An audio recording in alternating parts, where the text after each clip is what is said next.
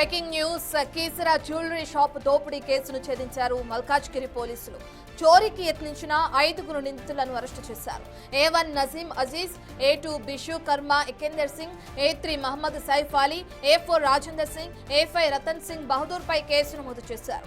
Jewellery shop యజమాని సందీప్ ను నకిలీ తుపాకీతో బెదిరించి గొడ్డలితో దాడి చేసి పారిపోయారు దుండగులు. తీవ్ర గాయాలైన సందీప్ ఆసుపత్రిలో చికిత్స పొందుతున్నాడు.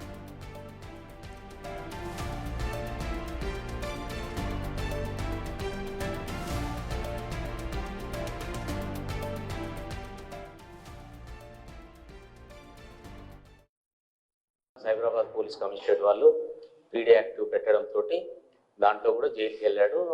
లాస్ట్ నవంబర్లో రిలీజ్ అవ్వడం జరిగింది. ఆ జైల్లో ఉన్నప్పుడే A2 ఎవరైతే ఎకిందర్ సింగ్ ఉన్నాడో ఇతను అన్ని మేకల దొంగతనాల కేసులో నిందితుడు. 5-6 కేసులు ఇతని మీద ఉన్నాయి. ఆ కేసులకు సంబంధించి అతడు కూడా అదే జైల్లో ఉండడం జరిగింది చెర్లపల్లిలో. ఆ ఉన్నప్పుడు ఇద్దరు కూడా పరిచయం ఏర్పడ్డది. ఇద్దరు కూడా కొద్ది రోజుల గ్యాప్ తోటి అక్టోబర్లో A2, నవంబర్లో A1 బయటకు రావడం జరిగింది.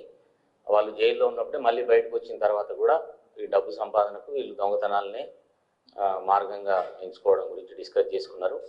ఎప్పుడైతే A1 మళ్ళీ బయటికి రావడం జరిగిందో A2కు కాంటాక్ట్ కావడం జరిగింది. ఇద్దరు కలిసి A1కు ఈ అఫెన్స్ల మీద ఎక్కువ నాలెడ్జ్ ఉండడంతో మళ్ళీ జ్యువెలరీ షాప్ మీద అటాక్ చేసి దోపిడీ చేయాలని చెప్పి నిర్ణయించుకున్నారు. దానిలో భాగంగా సిటీలో ఉన్నటువంటి వేరియస్ ప్లేసెస్లో జ్యువెలరీ షాప్స్లో రెక్కీ చేసుకున్నారు. వీళ్ళు అబ్జర్వ్ చేసిండ్రు. దాంట్లో ఫైనల్గా ఈ రాంపల్లి లిమిట్స్లో ఉన్న ఈ షాప్ వాళ్ళకి అనుకూలంగా అనిపించింది. ఎందుకంటే షాప్ ఓనర్ ఒక్కడే ఉన్నాడు, సపోర్టింగ్ స్టాఫ్ లేదు. అఫెన్స్ తర్వాత పారిపోవడానికి రూట్ అనుకూలంగా ఉండేది వాళ్ళకు. ఆ చుట్టుపక్కల కూడా నియర్ బై క్రౌడ్ ఎక్కువ ఉండట్లేదు అనేది గమనించి ఈ షాప్ టార్గెట్ చేసుకున్నారు. చేసుకున్న తర్వాత దాని గురించి అని చెప్పేసి పూర్తి ప్రణాళిక ప్రకారం దానికి సంబంధించిన ఆయుధాలను ఓల్డ్ సిటీలో మామూలుగా స్ట్రీట్ వెండర్స్ దగ్గర కొనుగోలు చేయడం జరిగింది. 2 నైఫ్స్, ఒక యాక్స్, అదేవిధంగా ఒక డమ్మిట్ పిస్టల్ కూడా కాచిగూడలో పర్చేజ్ చేశారు. అది లైటర్గా వర్క్ చేసే పిస్టల్ అది.